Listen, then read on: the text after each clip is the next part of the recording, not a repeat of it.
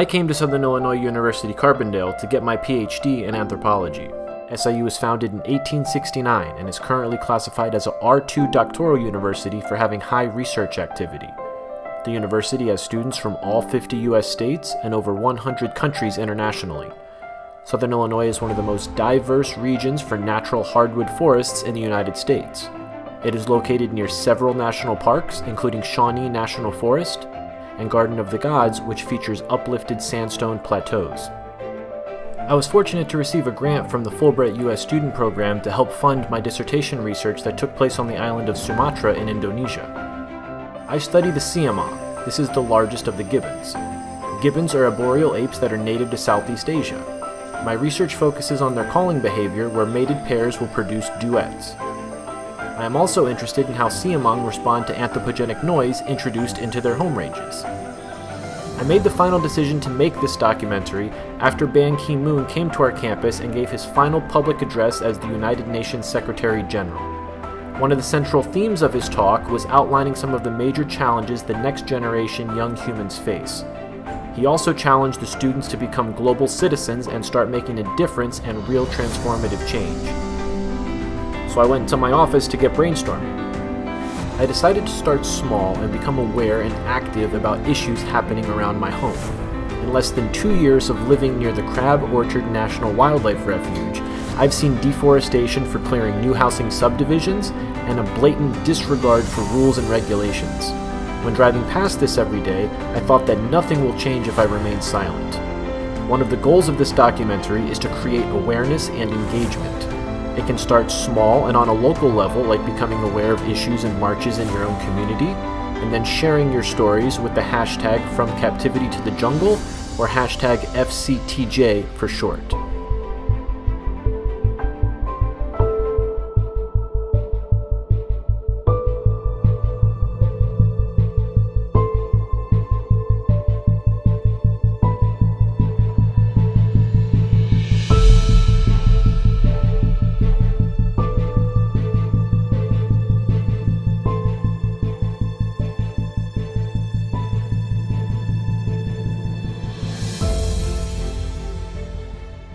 I would like to engage in this discussion with the governor.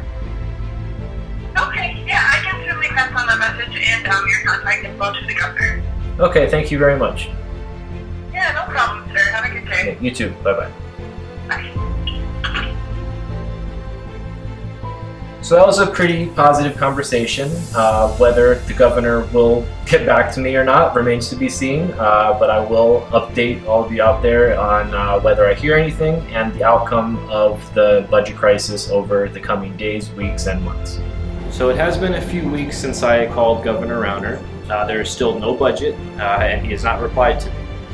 There is a deadline tonight, June 30th at midnight, and they are negotiating to try to come out with a new budget, but I wouldn't hold our breath. We have seen a negative impact most recently here at SIU of not having a budget going on our third straight fiscal year, with our university museum that has officially closed. This museum opened nearly 150 years ago in 1874 with a focus on natural history, and has since turned into a teaching museum that represents a broader spectrum of the humanities, sciences, and arts.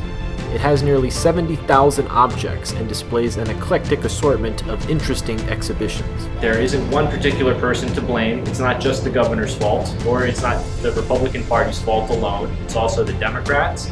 It's also the lawyers, the policymakers, and also it's the fault of the citizens, students like myself, other professors or faculty members.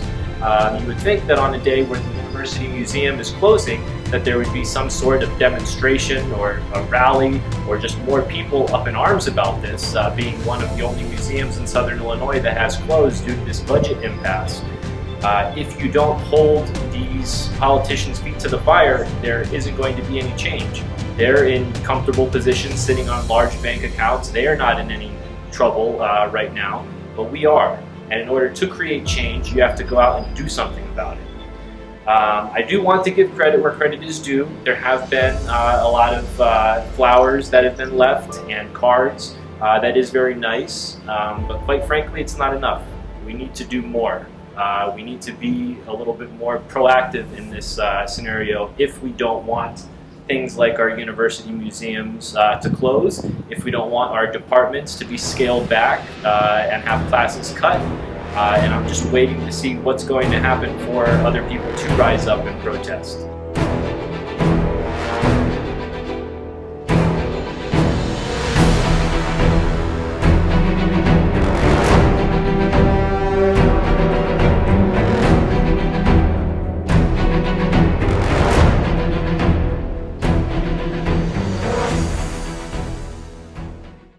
Hello, my name is Justin D'Agostino. I'm an anthropologist at Southern Illinois University. I have a question related to the budget. Coming from a state in Illinois that hasn't passed the state budget in 3 years, and our university has gone over $30 million in cuts, I'm very familiar with having to stretch a dollar and work on a very limited budget, and I'm making a documentary that's outlining my Fulbright experience as what we can do as individuals to help put pressure and fight for our rights. And I was just wondering, what are some of your ideas on what we can do to help make our voices heard, to hopefully increase the budget in future years so that we'll see more students like us to be able to have these opportunities? Budgets are made by members of Congress, so you might want to make them aware of what you think is important. Well, I worked for a congressman one time when I got out of university, and we all answered all constituent mail that came in. When constituents wanted to see us, we would meet with them if they had something interesting to say, with the votes, and they want to make them happy. So my experience is that they're somewhat approachable. Of course, that was a while ago I was on the Hill, but I assume someone that's the same case today. Or you can go out and you can create your own narrative through the internet, podcasts, and whatever production you're building. You can tell stories that reach into the constituencies of these members of Congress directly. Again, I was just in Raleigh. A member of Congress was there, but you go into specific areas, if you're just looking at Illinois, or if you want to go nationally to different constituencies. And you'll find also some champions in Congress who are ready to hear anything that can be intelligently supportive of this kind of program. And you can go into those champions and find them pretty quickly on who chairs, or who's the minority leader on the appropriation subcommittee on foreign assistance or education. You can find them readily. If not their local member of Congress. So there are a lot of ways that you can now do this. It was not possible in the past, rather. You want something that may go viral in terms of something real impact. I mean, a young person going out and making a difference.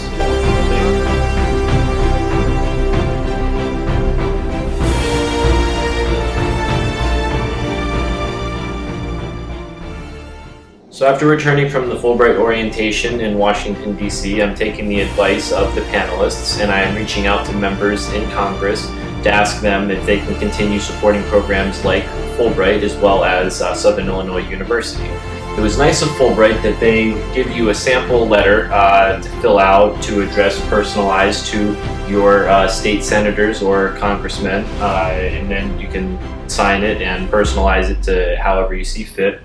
I just looked up the local senators for Illinois, Senior Senator Richard Durbin, and also Junior Senator Tammy Duckworth. There's also more local representatives that I will also try to reach out to as well. So I will go through that process and let you know if and when they reply. So it's been about a month since I sent out those emails and letters to the congressmen and representatives of the state of Illinois. The good news is that we passed the state budget. So after I went to the university museum closing, I sent out an email to my other graduate students, and I did find out that there is one student that's doing their thesis on the budget crisis, and I got in touch with them, and they have alerted me to an event happening at City Hall today where there are going to be some state representatives there in person. First, thank you for working very hard and diligently to pass the state budget. I think one of the most important things moving forward is to remember that we have to work together on both sides of the aisle. Often, each side has key projects that are moving together. Sometimes we get so fixated on those key projects are for us, either as individual legislators or for party affiliation. Forget to have conversations with each other about how we can make both programs work.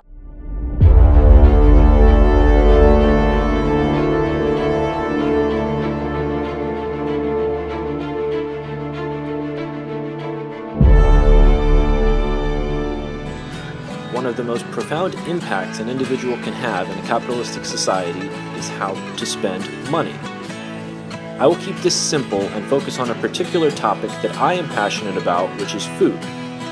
While I would never tell someone not to eat a type of food or switch to a particular diet, there are certain products to avoid and general rules to follow for a healthier body and environment. I will never tell someone to change their diet or to avoid something like sweets, mainly because I think that they are delicious, and that would be hypocritical.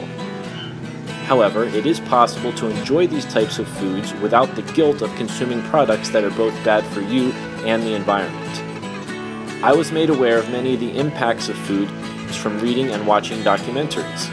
One book that I have with me today, called Food Rules, is one that I would highly recommend that goes into many details. But we are going to focus on rule number 15, which is get out of supermarkets whenever you can and get into local farmers markets, where you can find out a lot about the ingredients and be able to follow the food rules that are set out in this book. So this cinnamon roll, it says it contains flour, water, sugar, margarine, yeast, with Ruth, who helps out sell these products at the farmer's market, as well as sometimes makes these. Is this one of your best sellers? Probably. We also sell larger. Okay. And then they also have whoopie pies and cherry pies, apple pies, blackberry pies, and a plethora of fruits. Pretty much everything that we do at the brewery is baked-wise is sourdough, except for the shrimp. Except for the shrimp? Yes. These have some local milk and a little bit of cane sugar. So milk and cane sugar is one of the things that I'm Butter. focusing on here. Oh, butter too, that's all. Can't forget the butter. Stuff I'm focusing on avoiding the gas station kind of sweets like palm oil. At over 70 million tons of palm oil produced annually, it is the most commonly made vegetable oil. Palm oil plantations currently cover nearly 30 million hectares of the Earth's surface. They are mostly found near the equator and tropical forests that are usually burned and cleared to create these even rows of palm oil trees. The emission of biofuels from converting forests into palm oil plantations is one of the leading drivers of climate change. So make sure that this does not have any palm oil. We've got flour, we use King Arthur, butter, milk, cane sugar, baking powder, and salt.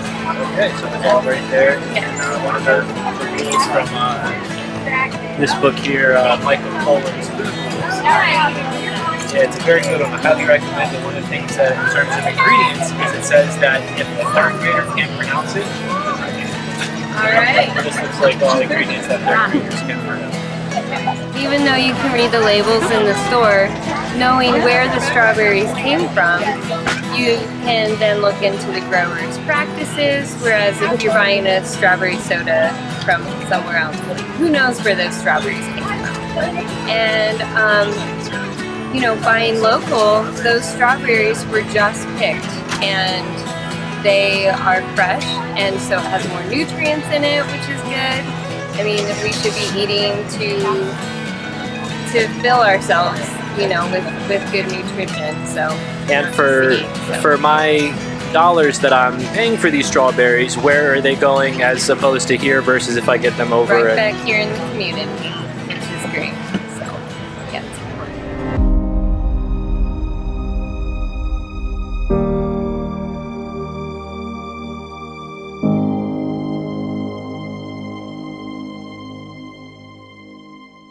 So my name is Marika Josephson. I'm one of the owners here at Scratch, and I guess more or less the head brewer.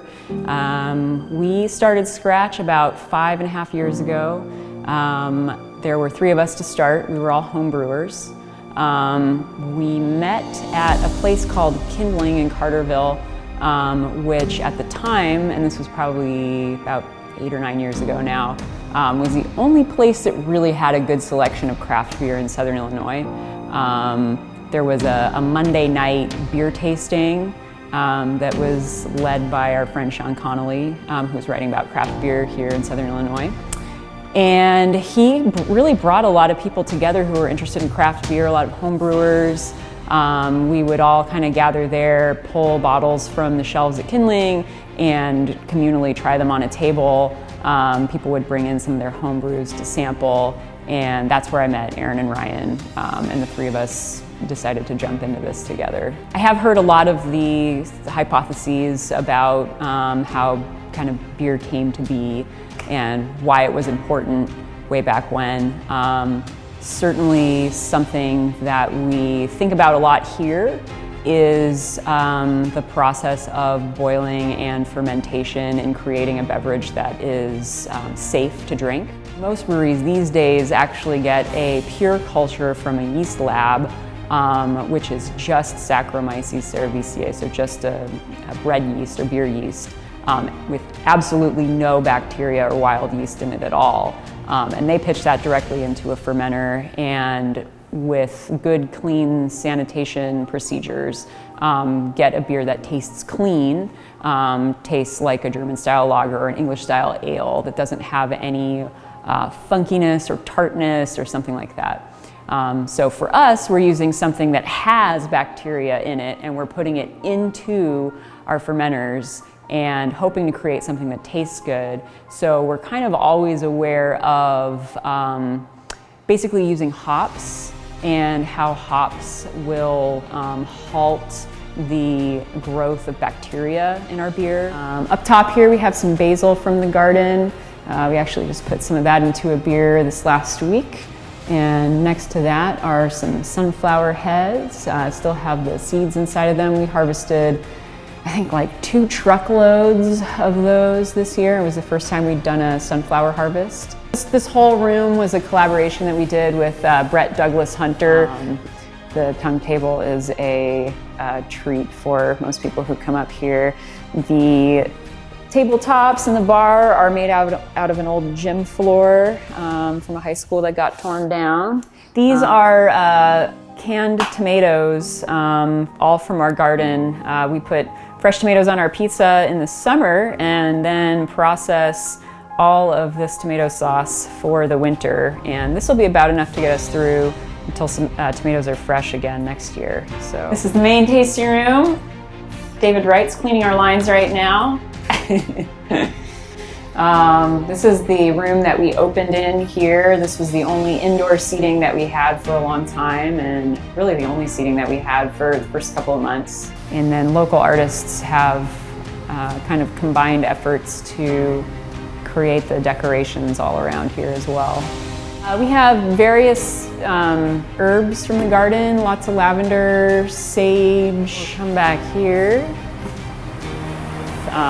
Frank's working on kegging some beer over there to get beer into the glass on the weekends. Yeah, we have grown slowly since we opened.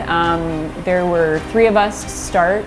We all 3 of us worked here 7 days a week, 12 hours a day, doing all the brewing side and doing all of the service side on the weekends until we could hire people and until we could expand a little bit our equipment and such. This is the brew stand that we started with, and we still rock it out every week. As I said, this is about 1.5 to 2 barrel brew batch size at a time. It's an 8-barrel copper kettle that we had made by a guy who does copper in Virginia. He worked really closely with Aaron on the design of this to create something that would burn wood really efficiently and keep this thing at a rolling boil for 60 to 90 minutes at a time. We pull this out with a pallet jack on a brew day, which we're actually going to brew on it tomorrow. Put a smokestack out the top, and it burns really efficiently, about as much wood as we need to keep a pizza cooking in the oven on the weekends. We can keep a beer boiling for 10 minutes or so at a time. So it's been fun. It's a really, really unique part of our beer. Adds a little bit of kettle caramelization, and we use wood that a local pallet maker, some of his cut-off pieces we used to fire this thing, or wood that we had seasoned that came down in the woods behind us here. So a natural source of energy. These are our hop trellises here. Yeah, as I said, we harvested the hops in July. These are our wacky little goats. Very mischievous. They have figured out many ways to get out of this enclosure. It's our more or less Scratch's mascots. We don't use their milk for anything at the brewery, but they eat lots of stuff for us and put on a good show every weekend for people. This is an elder tree here that Aaron replanted several years ago and has absolutely flourished here. It has gotten huge, and we use the flowers in the spring and the berries in the fall for different beers. They come right off of this tree right here. This is where most people find themselves on a nice fall day. It's been a really, really fun adventure. See how people have responded to the beer, both here and internationally, has been pretty gratifying.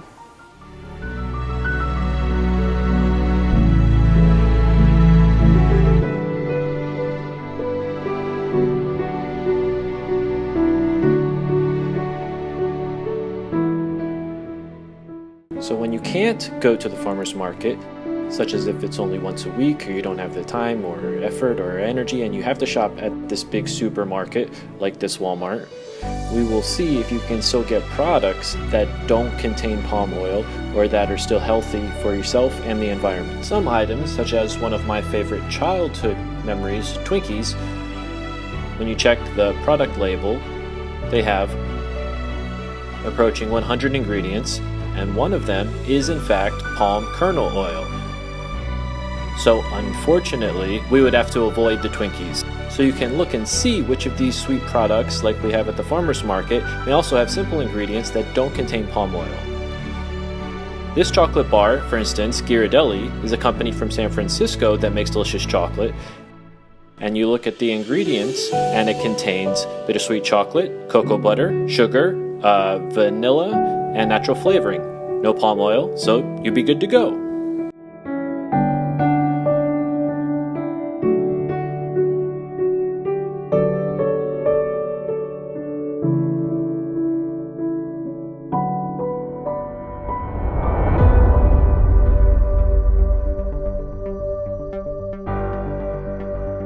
For my PhD research, I traveled to 4 remote field sites located in Sumatra from August 2017 through May 2018.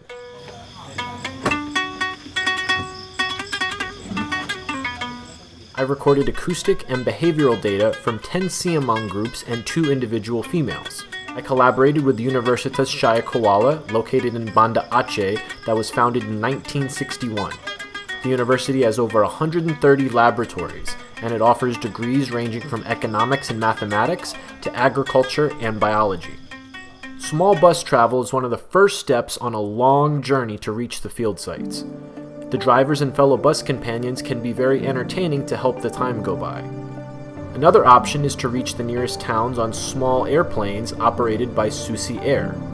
A Susi aircraft was the first to land in Aceh after the 2004 tsunami. Once you reach the nearest towns, a final stage of transportation is usually long wooden boats that take you up windy rivers to reach the research stations. Some of the stations are located near small villages like this one in Catambe. Catambe is one of the oldest primate research sites in Sumatra, first opened in 1972 and has undergone waves in research activity with peaks in the late 1980s. There has been very little research conducted in Catambe in the last 25 years, partly due to fighting between insurgents and locals in the area during the Aceh conflict, as well as the conflict with the national park systems that resulted in this research station being burned to the ground and only reopened in the last few years. There has been a steady rise in tourism and vehicle traffic along the main roads that go straight through the forest, making it subjectively the site with the highest level of anthropogenic disturbance in my research. One of the first steps upon arriving at a research station is to unpack and get to work. Once everyone becomes familiar with the equipment and methodology, and some have a full supply of cigarettes, we can then walk into the forest and find the elusive primates. Finding them can be quite difficult because they don't follow trails. We therefore have to trek through thick forests and cross streams to locate these animals. We sometimes look for clues such as what the primates are eating. We then record information on location, time, and take feeding samples. Sometimes, when we venture too far out into the forest, we will have to set up temporary camping sites. I try to not take laundry for granted anymore. Once we do locate the animals, like this siamang here, the first step is to get a good vantage point where you can see through the branches and leaves. Then, we mark the location on the GPS and take notes on behavior at 5-minute intervals. We also record things like decibel levels and use lasers to measure distance. The siamang is an incredible gibbon. Gibbons are small Asian apes that are thought to have diverged on their independent evolution from the great apes about 16 million years ago. Today, gibbons represent the most diverse family of living apes, with some scientists claiming that there are over 20 species. Gibbons have a wide distribution across Southeast Asia, and several adaptations have been suggested to be responsible for their evolutionary success and wide distribution. Some of these being their unique brachiation form of locomotion, where they swing from arm to arm. They have a reduced group size, being 2 to 4 adults. They have a reduction in body size from the great apes, as well as flamboyant coat colors, hair patterns, and very loud, complex vocalizations in the form of songs. The siamang sings a complex duet song comprised of 4 distinct call types of several notes. I am interested in documenting possible variation in the call types of the siamang duet, as well as the order of their notes. In addition, I am interested in how wild siamang might be impacted by human presence. Sumatra is rich in species diversity, including reptiles like this large monitor lizard, or this viper that was hanging out less than 5 meters from our sleeping site, as well as beautiful birds like this hornbill. There are also many different primate species like macaques, and more famously, the Sumatran orangutan. I was fortunate to work with the Sumatran Orangutan Conservation Program that works on all aspects of conservation of the critically endangered Sumatran orangutan and the newly described Tapanuli orangutan. Some of the work the SOCP does is it rehabilitates and, if possible, reintroduces orangutans to form new genetically viable populations in extensive protected forest blocks. They also conduct research such as essential surveys and monitoring, as well as long-term studies on the behavior and ecology of orangutans in the wild. Working at remote field sites is challenging for a number of reasons. One of the most difficult for me is the fact that it's at least a full day travel to get to the nearest grocery store or restaurant. Also, because most field sites don't have constant electricity, there's no refrigeration, and therefore the food isn't the freshest or tastiest. But sometimes, people would show up on special occasions with a fresh catch and cook up one of my favorite Indonesian dishes, ikan bakar. I love the simplicity of just salting a fish, putting it over the fire, carefully turning it and monitoring it to make sure it cooks evenly, watching the fish cook and just imagining how delicious it will taste, and then preparing the hot peppers that will go with the sambal serving sauce to pair for an excellent meal. These sorts of treats gave me the energy to go on, when sometimes it was getting very grim. Going from site to site and working with different people gave me an opportunity to understand some of the issues that impact the animals and nearby villages. I asked questions like, what do you do for work? Why do you do it? Are there siamang living in the nearby area? And what sorts of challenges do the forests and villages face?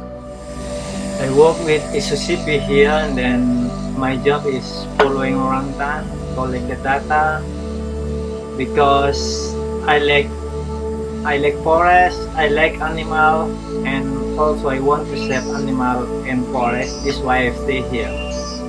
Sore, siapa nama? Nama saya Sarijal, sehari-hari dipanggil Uso. Kerja di hutan sudah 3 tahun. Ikut kamera trap 1 tahun, ikut siamang baru berapa bulan. Now for the moment I see only one is in the area, but this is from their side, not from research station area. So I think one of them is already died when it was complete before. If I hear it about siamang, here there are many, but they deep in the forest, so you cannot you must go 1 week deep in the forest. You must camping like 1 week and you find siamang, but there is very wide, only one. There's Before it's a couple, but once of them suit of military because we had military office in Captivity here long time ago in conflicts. Before tsunamis, here's like really big conflict, and the military going to shoot siamang one. So now leave one siamang. Start about long time ago, but the climax, the top fighting is 2005, and then after that, when the tsunami comes, well, yeah, that is everybody from the world is come together to mediate between the Aceh River and Indonesian government. Yeah. Here in Captivity, when was the fighting the worst? When were there fighters here in Captivity village? That is start from 2003, 4 and 2005. That is the top one. Yeah. So during that time, lot army from Java, mainly the young army, been sent to the Aceh region. Perubahan sangat banyak. Salah satunya kita melihat banyak turis-turis yang semakin banyak datang ke Captivity.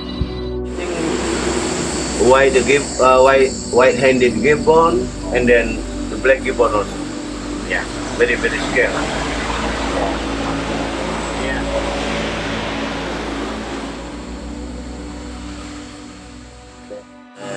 Very difficult when we want to know for the general people, so we can together to keep protected for the animals, the jungle around this area also, because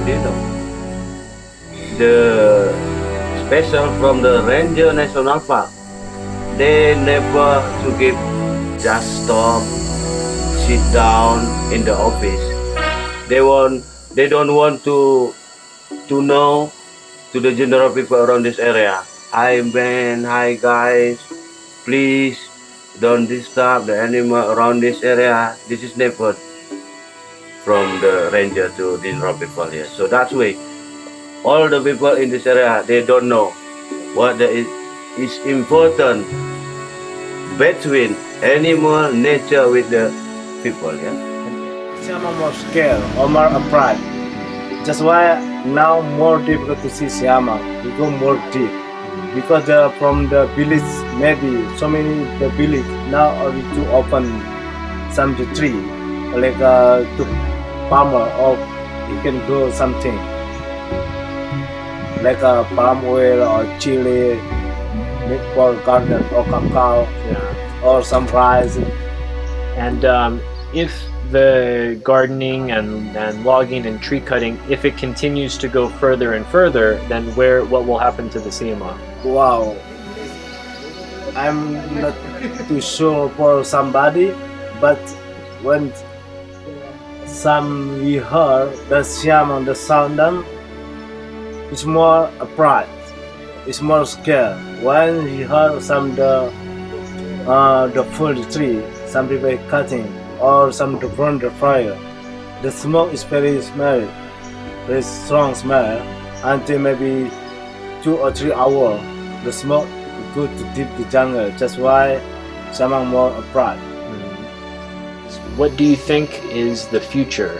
What do you think is going to happen in the next years here to Captivity, to the forest, to siamang, orangutan? What do you think is going to happen?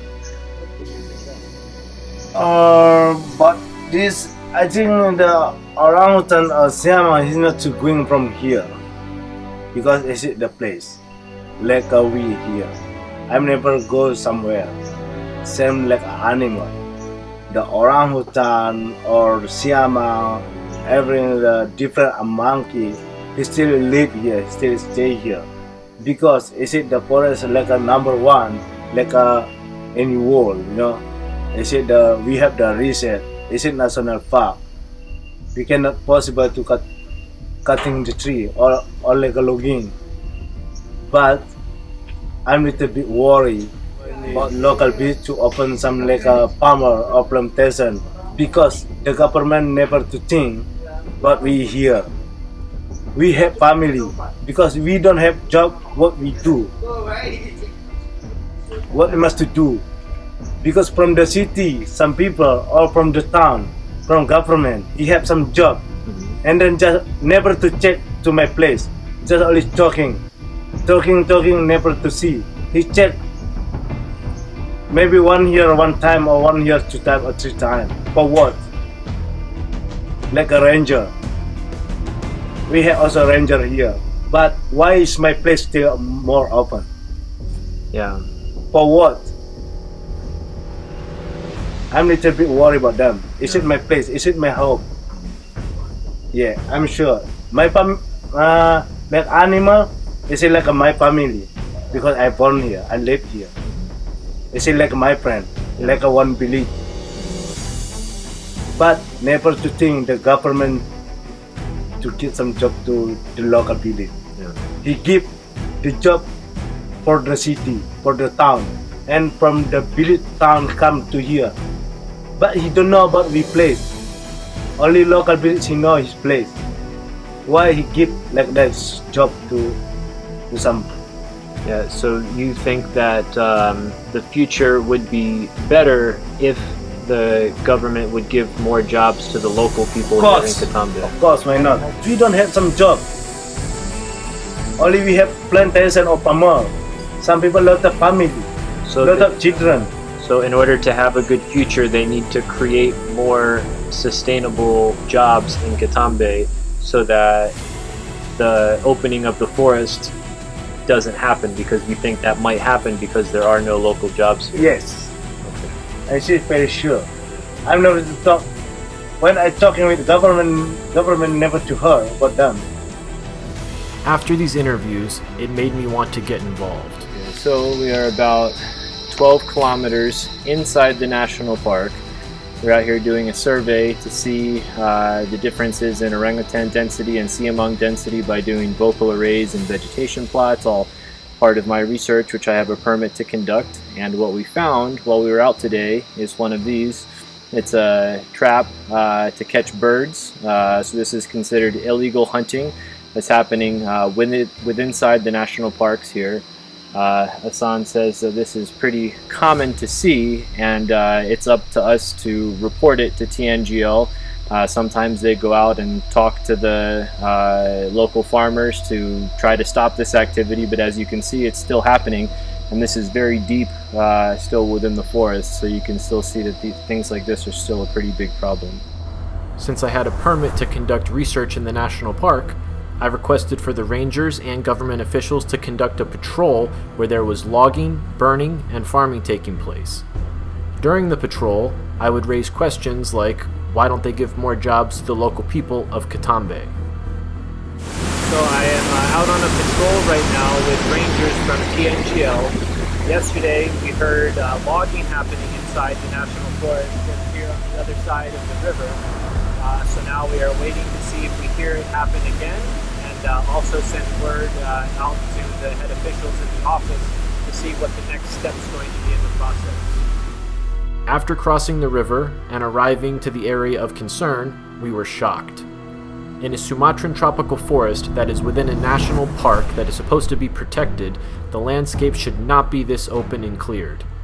The trees should form a continuous canopy so the primates can move from one branch to the other. We then spotted these little outposts and areas of land that had been recently burned and prepared for planting. It was obvious the land was being actively farmed and there were no animals in sight.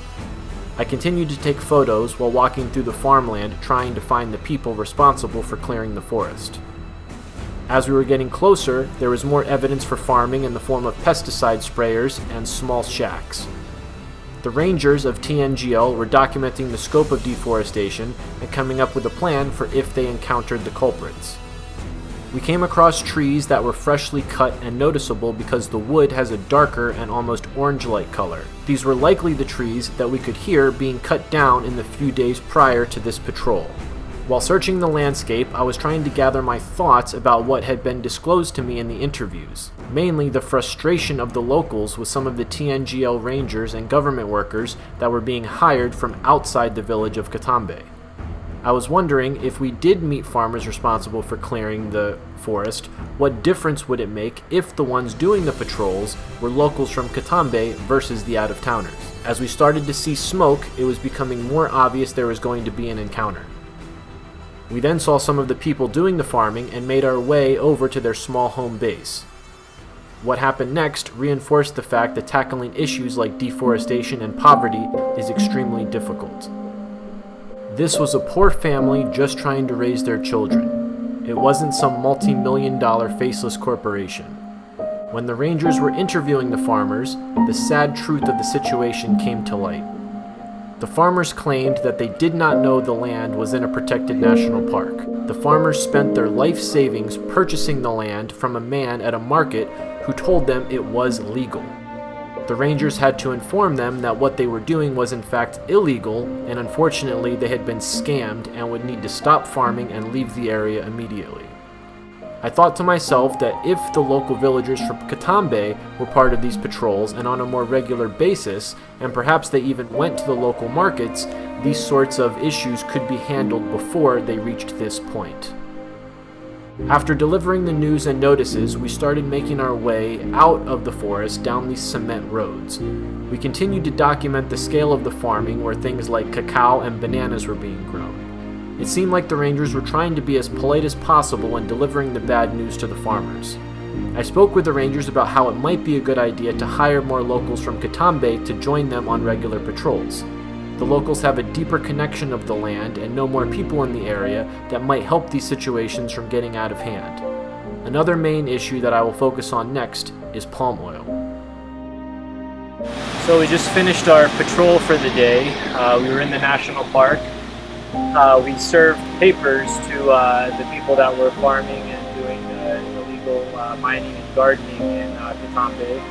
And we basically said that it's illegal to farm here and asked them to leave. They said that they would comply, and if they do not comply, then the next time then they can be fined or taken to prison. I have some photos of some of the bananas and cacao or chocolate and papayas that were planted. But also, one of the things that they're planting inside the national park is one of the biggest problems is the palm oil, Galapagos that is being grown. As you can see on the ground from the pictures as well, there's a nice cement road that's currently being constructed leading right into the national park that's supposed to be protected. So we're on a patrol today with TNGL to try to mitigate these problems, but as you can see, they are still very real and they need to be dealt with on a daily basis. Palm oil trees are native to Africa and were introduced to Southeast Asia over 100 years ago as a decorative tree. Today, Indonesia and Malaysia account for over 85% of the world's palm oil supply. Palm oil is in nearly 50% of all packaged products, ranging from gas station snacks and pizza to shampoo and lipstick. The main issue with palm oil is being one of the leading drivers of deforestation in tropical forests around the equator. These are the most biodiverse areas in the world and home to many endangered species. In addition, Indonesia sits on peat soils and when burned, releases tons of carbon emission into the atmosphere. For each hectare of forest converted to palm oil plantation, there are 174 tons of carbon emission finding their way into the atmosphere, contributing to climate change. In the last forests where elephants, tigers, rhinos, and orangutans live together, they are all at risk of going extinct, and one of the main drivers is the production of palm oil. I was fortunate enough to work with Rudy Putra and his team of rangers with FKL as we went on patrols to find illegal palm oil plantations, to cut down these illegally planted trees, and to restore the forest so that wildlife can return. Rudy is an Indonesian biologist and he focuses on helping communities take down illegal palm oil plantations and protect the habitats of animals like the critically endangered Sumatran rhino. My name is Rudy Putra, Forum Konservasi Leuser, focused on protection of the Leuser ecosystem, 2.6 million hectare forest in Aceh and North Sumatra. The local communities just started planting with palm oil. The change from before palm oil is like a durian, and many other local trees. But today they change palm oil and destroy the water quality and it's dangerous for the wildlife. That's why we negotiate with the local community to change their plantation from the palm oil to the other species. 220 hectares along the river from the Sedolah Island until to Bengkong River to restore with this concept. But this is only for the legalized, owned by the local communities. If to buy the illegal, because like a new clearing, there's no enforcement operation will take on. So we just finished cutting down this palm tree. That's the start of a rehabilitation program for this forest here. I'm here with Rudy, and just as we were doing this, we could hear siamang groups calling in the distance, and we also have an orangutan nest here up in this tree. So hopefully the start of this project will restore the forest and these animals will live here in abundant numbers. So hopefully this is the start of a good project here along the river next to the Soraya Research Station. One of the most shocking experiences I had during this research project was coming face to face with habitat destruction with things like illegal logging. While big business does contribute to a substantial portion of deforestation, there is also the problem of many people simply trying to make a living on the edges of society, doing what they can to provide for their family. These are rangers that are on patrol to monitor illegal logging taking place in Sumatra. From a consumer perspective, if you want to make sure the wood products you purchase are being legally and sustainably sourced, you can check for seals, like Forests for All Forever, or the program for the endorsement of forest certification.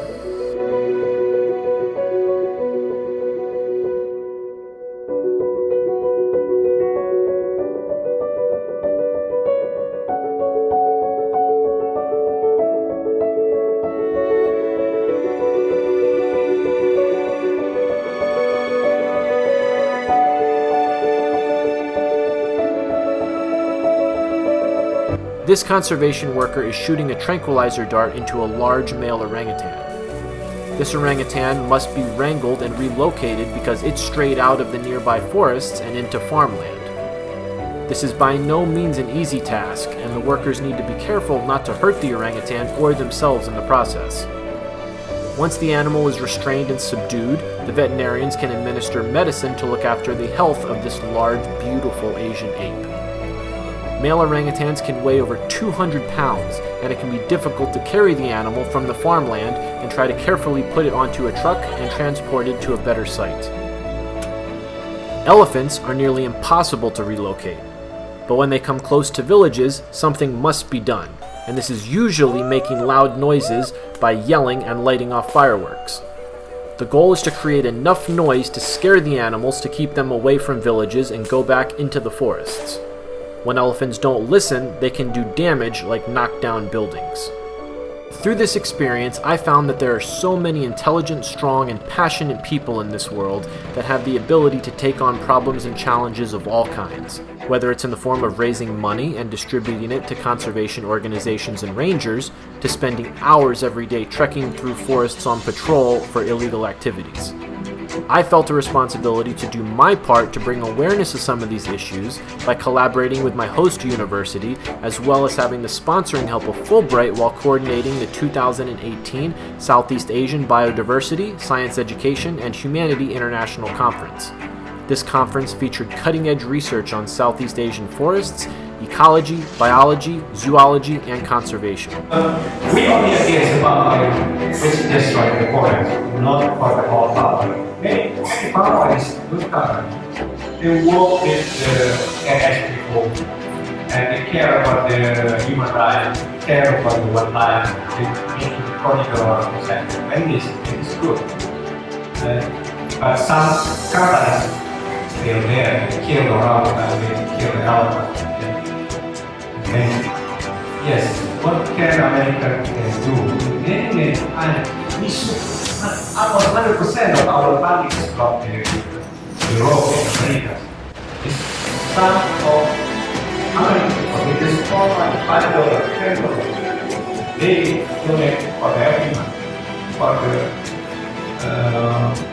conservation, for the user, because of our company, and support the many NGOs around the world. And also in this year, we start campaign to government to stop agriculture. We see big dam users.